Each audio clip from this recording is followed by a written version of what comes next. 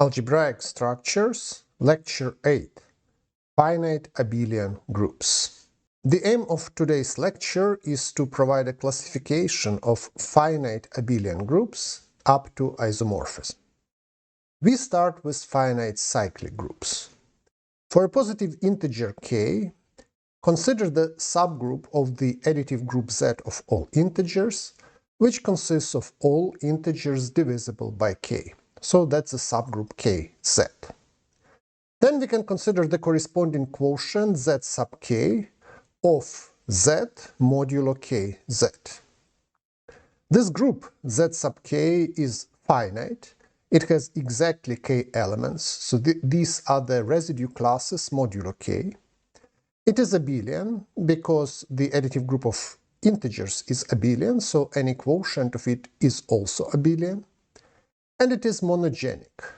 So it is generated by one element. It's generated by the element 1, by the class of 1. And such groups are also known as cyclic groups. Monogenic groups are the same as cyclic groups, and we will mostly use the word cyclic from now on. Proposition: any abelian and monogenic group with k elements is isomorphic to Z sub k. Proof: let G be a finite abelian group with k elements, and which is generated by some fixed element A.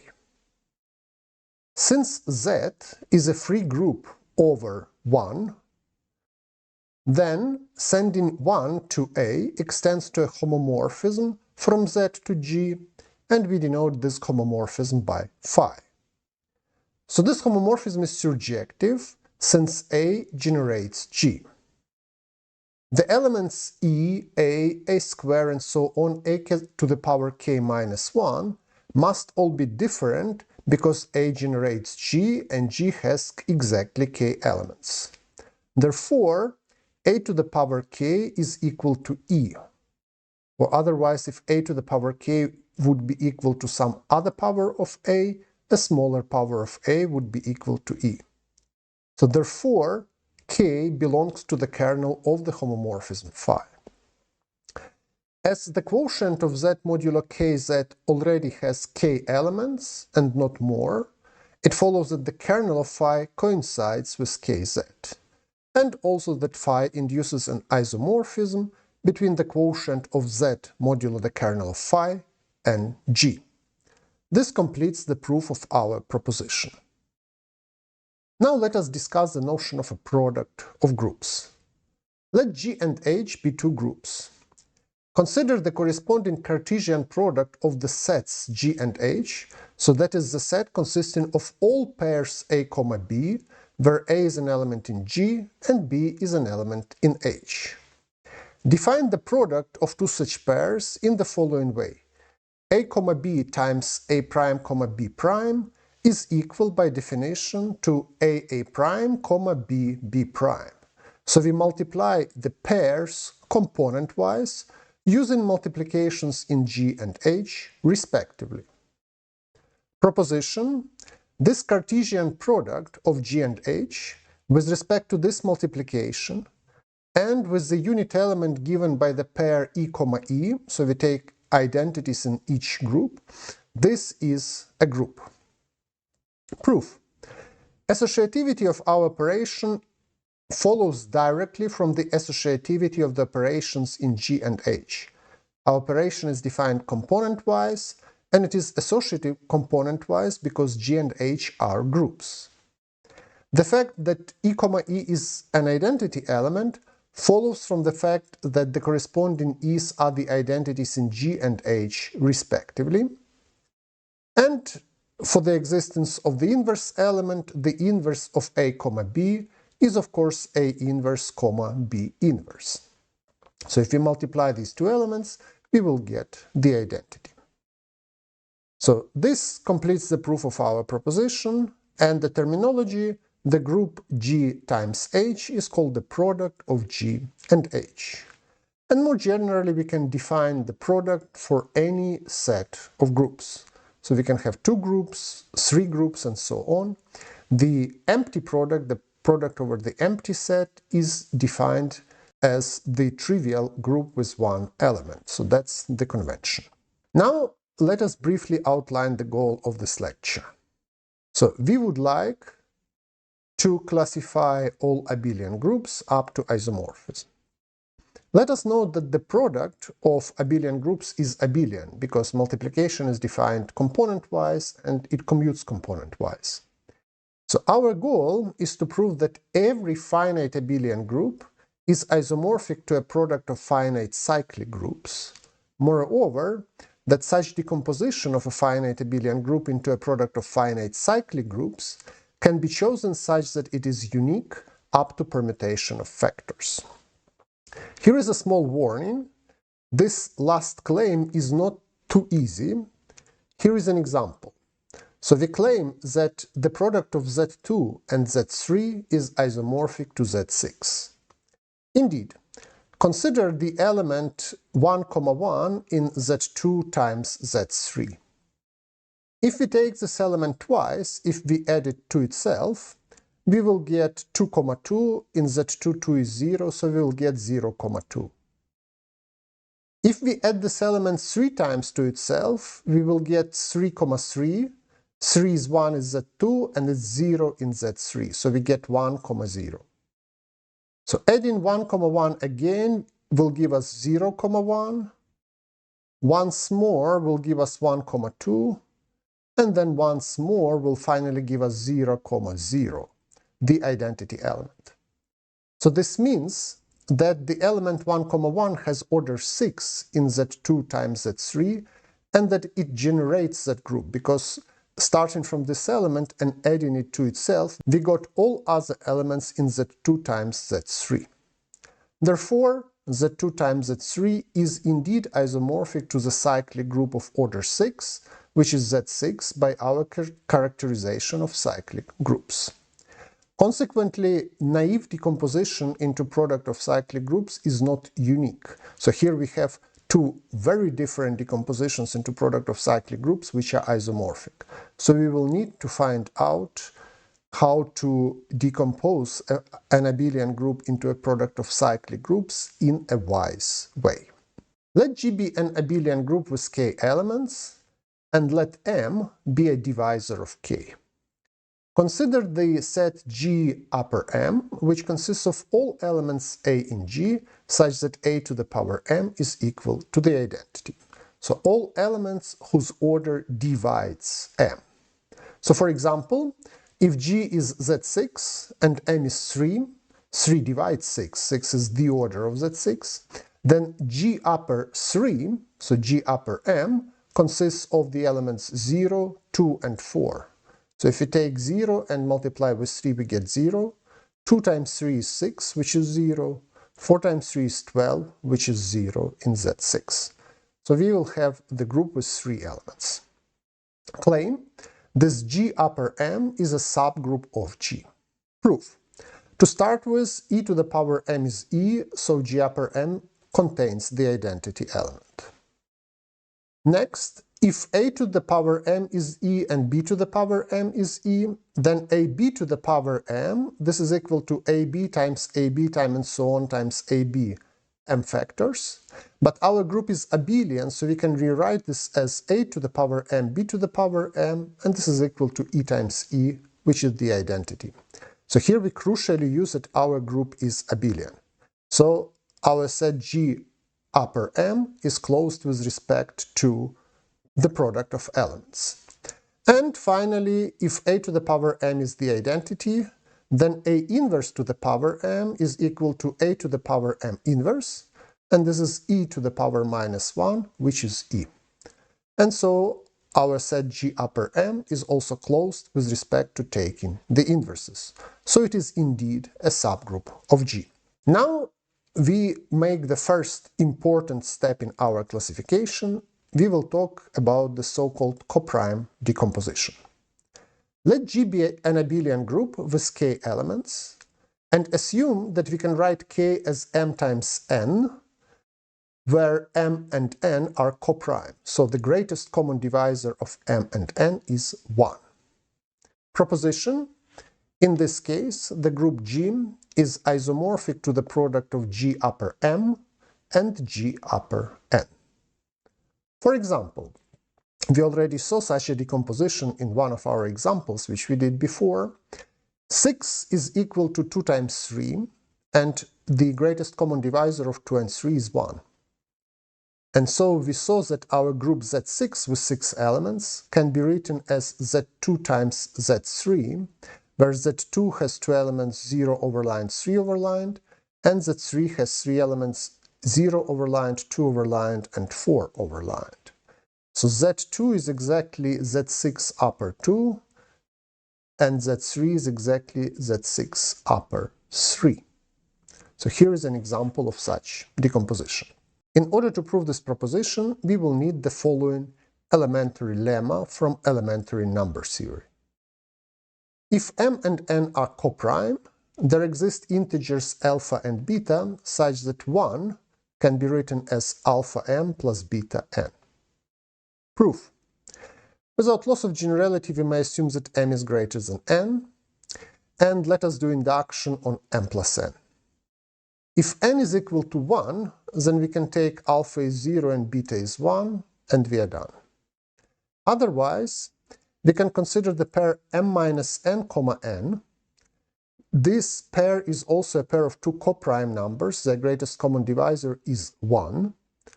But now the sum of them is strictly smaller than m plus n, so there exist alpha prime and beta prime by induction, such that we can write 1 as alpha prime times m minus n plus beta prime n. But now we can simply rearrange this and take as alpha alpha prime and as beta beta prime minus alpha prime, and we get this expression. So this elementary lemma will be crucial in our proof of proposition. So here is the proof of proposition. Our main observation is that sending a pair a comma b from g upper n times g upper n to ab to their product in G is a group homomorphism. So here it is important that our group is abelian, we can always commute elements. So that's a straightforward verification. Now let us show that this homomorphism is surjective. Assume that G is an element in G, and for this element little g, consider the element A prime, which is G to the power n, and the element B prime, which is G to the power m. Then, if we take A prime to the power m, we will get G to the power mn, but mn is the order of our group, and any element, if we take it to the order of the group, we will get the identity by Lagrange theorem. So A prime is by definition an element in G upper m. And similarly, B prime is an element in G upper n.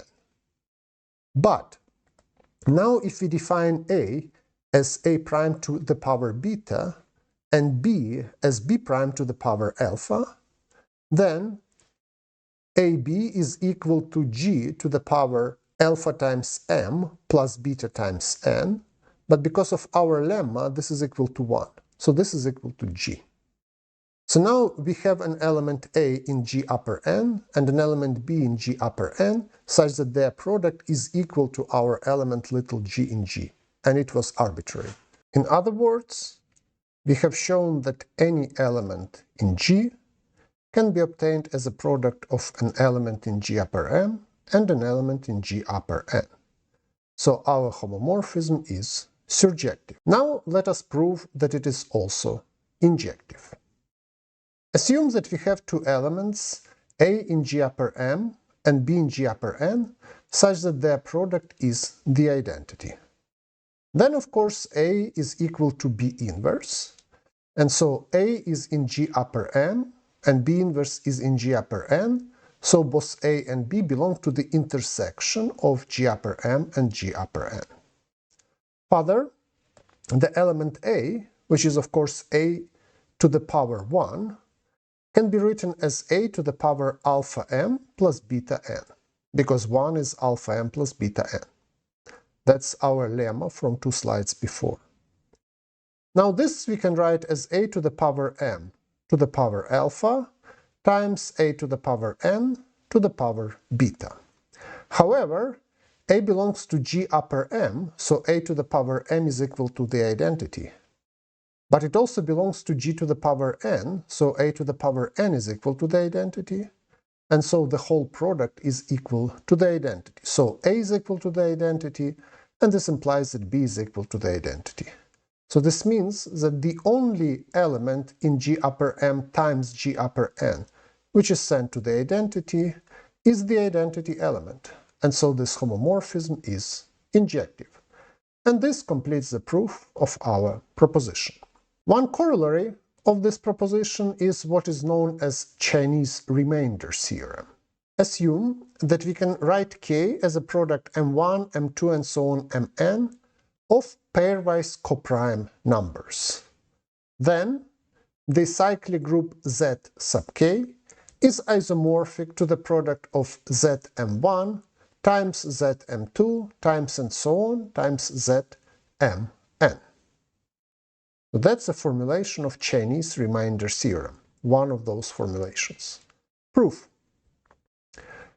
Consider the decomposition of K into the product of M1 and K divided by M1.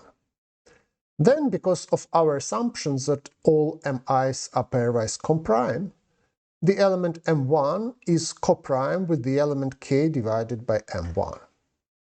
And so, if we look at our cyclic group Zk, then the subgroup Zk upper M1 consists of all multiples of the classes K divided by M1, and then 2K divided by M1, 3K divided by M1, and so on, and this is isomorphic to the cyclic group Zm1. And similarly, the subgroup Zk upper K divided by M1 consists of all multiples of M1. And this is isomorphic to the cyclic group Z sub K divided by M1. And because of our theorem, we can decompose Zk into a product of Zm1 and Zk divided by M1, using the previous proposition. And now we just proceed by induction on the number of factors, because now K divided by M1 has one factor less. And so we can decompose it further into a product. So this proves this corollary. We have now made the first step towards our classification. Now we need to discuss the second step, and so we have to talk about abelian P-groups. Let P be a prime positive integer. Definition: a group G, not necessarily abelian, is called a P-group provided that the order of each element in G is a power of P. So for example, Z sub P or Z sub P squared are P-groups. Here's the lemma. An abelian group G is a P-group if and only if the cardinality of G is a power of P. Proof. If the cardinality of the group is some power of P, say P to the power m, then for any element A in G, A to the power P to the power m is equal to A to the power the cardinality of G, and that's the identity by Lagrange theorem. So any group of cardinality P to the power m is a P-group. Conversely, let us do induction on the cardinality of G. If the cardinality of G is 1, we have nothing to prove.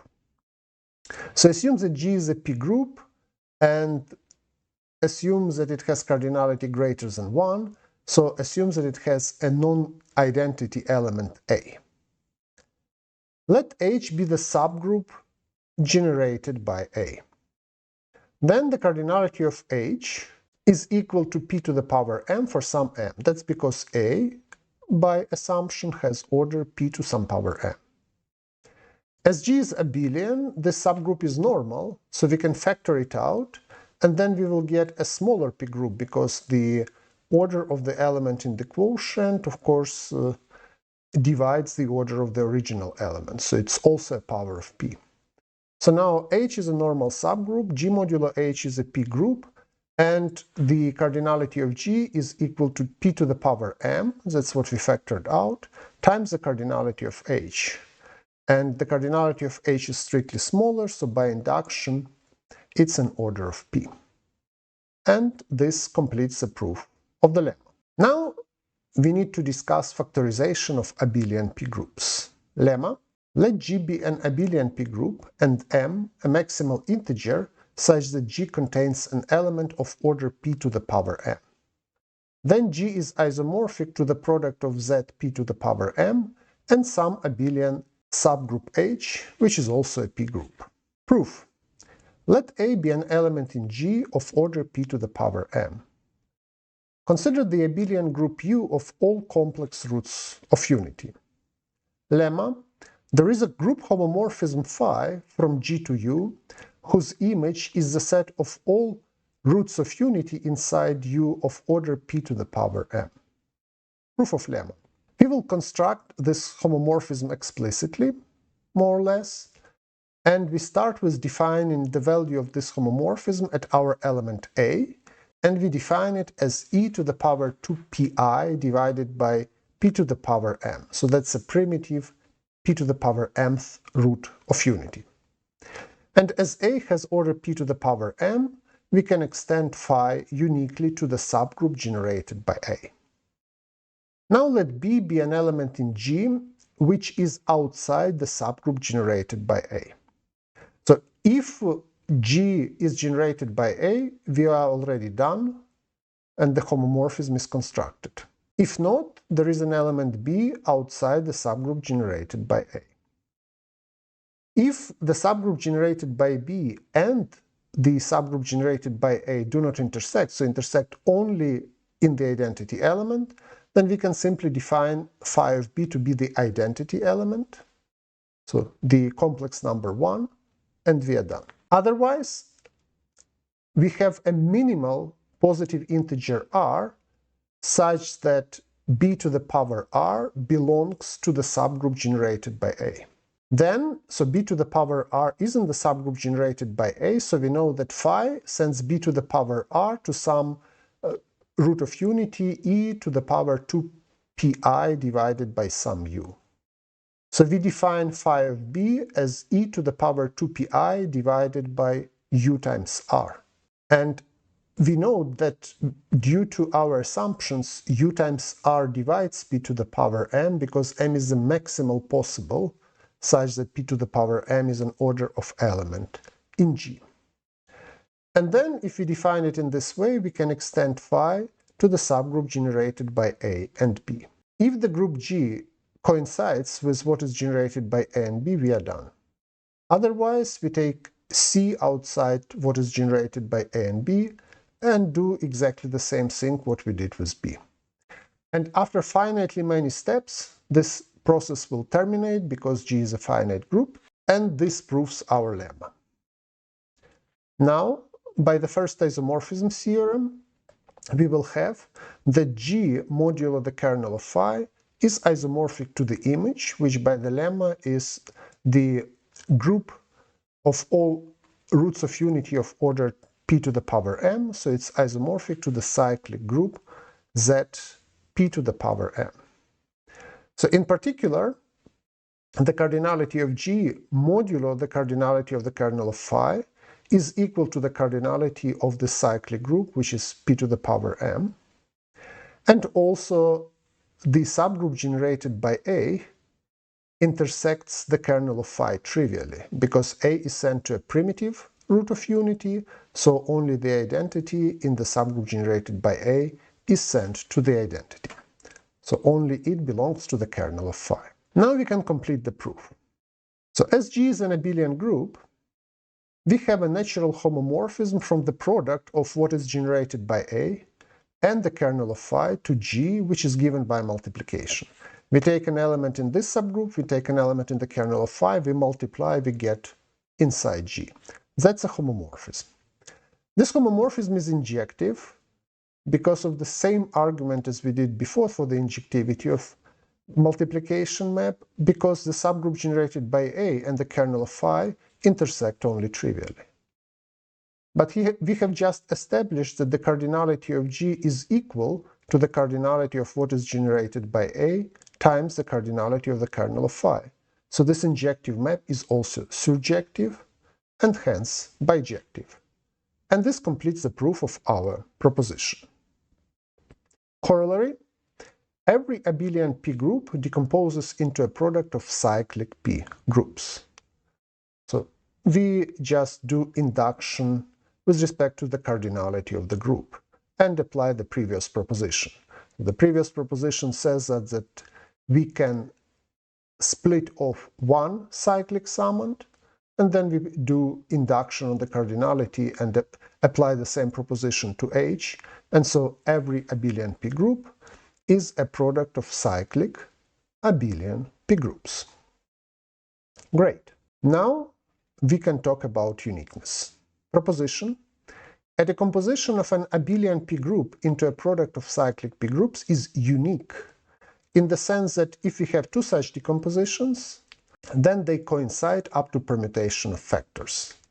More precisely, so if z p to the power m1 times z p to the power m2 times and so on is isomorphic to z p to the power m1 prime times z p to the power m2 prime and so on, then the number of factors on both sides is the same, and there is a permutation sigma in Sn such that mi prime is equal to m sigma of I for all I. So here, of course, we assume that all mi and all mi primes are greater than or equal to 1, so that p to the power of that mi is at least p. It cannot, so those mi's cannot be 0. Proof: without loss of generality, we may assume that these mi's are decreasing, weakly decreasing. So let's call m1 m for simplicity, and then m1 is greater than or equal to m2, and so on. Let L be maximal such that ml is equal to m. So L is the number of our mi's which are equal to m1. And note that L is at least 1. Let us count the number of elements in G which have order p to the power m, or equivalently which have order which is different to p to the power m. The group zp to the power m has p to the power m minus 1 elements of order different from p to the power m, because a residue class I overlined in zp to the power m has order p to the power m if and only if I is not divisible by p. So it has an order different to p to the power m if and only if I is divisible by p, but of course between 0 and p to the power m minus 1 there are exactly p to the power m minus 1 elements which are divisible by p. Now let's take an element a1, a2 and so on an in our product of zpm1, zpm2 and so on zpmn. This element has order different from p to the power m if and only if the first components a1 and 2 and so on al all have orders different from p to the power m, and the remaining components are arbitrary because ml plus 1 is already strictly smaller than ml. So a1 and so on al can be chosen in p to the power m minus 1 different ways, and all other can be arbitrary. So if we denote our group by G, so the left-hand side and the right-hand side, which are isomorphic, we denote it by G, it follows that G has exactly p to the power m minus 1 to the power L times the cardinality of G divided by b to the power m to the power L, which is exactly the cardinality of G divided by p to the power L elements of order different from p to the power m. And this means that we can uniquely determine the number L from this expression. And now we can just proceed similarly inductively by counting elements of order p to the power m minus 1 and so on to determine the remaining factors in the decomposition and their multiplicities. And this completes the proof of the uniqueness. So now we are ready to formulate the main theorem. Theorem: every finite abelian group decomposes into a product of cyclic groups whose orders are powers of prime numbers. Moreover, this decomposition is unique up to permutation of factors. Proof: let G be an abelian group of cardinality k which is greater than 1. So if the cardinality of G is 1, then G is of course Z1, and our product is empty, there is nothing to talk about.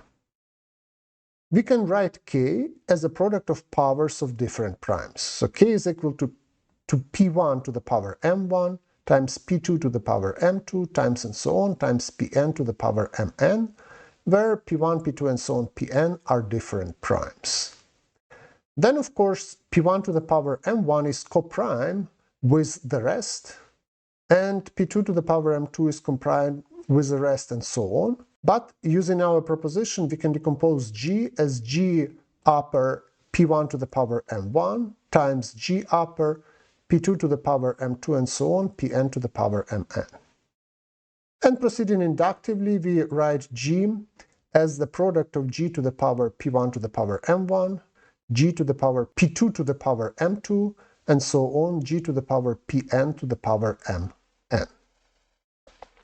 And note that each G upper pi to the power mi is a pi group by definition. Therefore, each of these factors, G upper pi to the power mi, decomposes into a product of cyclic pi groups, and moreover, by previous proposition, uniquely up to permutation of summands. And this implies the main theorem. Let us consider some examples. Example 1. Let us determine the decomposition of Z20 times Z36. We can write 20 as 4 times 5, so 4 is 2 to the power 2 times 5, and so Z20 will be just the product of Z4 times Z5. And 36, it's the product of 4 times 9, so 2 to the power 2 times 3 to the power 2, so Z36 is Z4 times Z9. And if we now put this together, Z20 times Z36 decomposes as a product of Z4, Z4, Z9, and Z5. Example 2. Let us prove that Z30 times Z28 is isomorphic to Z12 times Z70. So in order to prove this, we need to find the canonical decomposition for both of them and compare. So we can decompose 30 as 2 times 3 times 5, and so Z30 is Z2 times Z3 times Z5. 28 is 4 times 7, and so Z20 is Z4 times Z7. 12 is 4 times 3, and so Z12 is Z4 times Z3. And 70 is 2 times 5 times 7, and so Z70 is Z2 times Z5 times Z7. And if we put this all together, we will see that the canonical decomposition of both sides is Z4 times Z3 times Z2 times Z5 times Z7. And this completes our example. Example 3. Let us argue in detail that Z4 is not isomorphic to Z2 times Z2. Note that both groups have 4 elements, so our argument should be more delicate than just comparing the cardinalities. The residue classes of both 1 and 3 modulo 4 have order 4. So indeed, 1 plus 1 is 2, plus 1 more is 3, plus 1 more is 4, which is 0. So the order of 1 is 4 in this group. At the same time, in Z2 times Z2, in Z2, each element has order 1 or 2, so which means that in Z2 times Z2, every element has order 1 or 2. So any non-identity element will have order 2, so there are no elements of order 4, and this means that Z2 times Z2 is not isomorphic to Z4. So this completes our example 3. And example 4, let us determine the number of abelian groups of order 36 up to isomorphism. For this, we will just need to find out in how many different ways we can write 36 as a product of powers of prime numbers. So 36 can be written as 4 times 9, as 2 times 2 times 9, as 4 times 3 times 3, and as 2 times 2 times 3 times 3. So this means that there are exactly 4 abelian groups of order 36, namely Z4 times Z9, Z2 times Z2 times Z9, Z4 times Z3 times Z3, and Z2 times Z2 times Z3 times Z3. Some problems and questions at the end. Problem question 1. Check with all details that the product of abelian groups is abelian. Problem question 2. Check all the details in the proof of the proposition claiming that G times H is a group. Problem question 3. Check with all details that sending A, B from G upper M times G upper N to the product A, B, and G is a group homomorphism. Problem question 4. Prove that for any divisor M of K, the subgroup ZK upper M coincides with the multiples of the residue class K divided by M and is isomorphic to Zm. Problem question 5. Prove the factorization proposition for abelian P-groups with all details. Thank you very much and see you next time.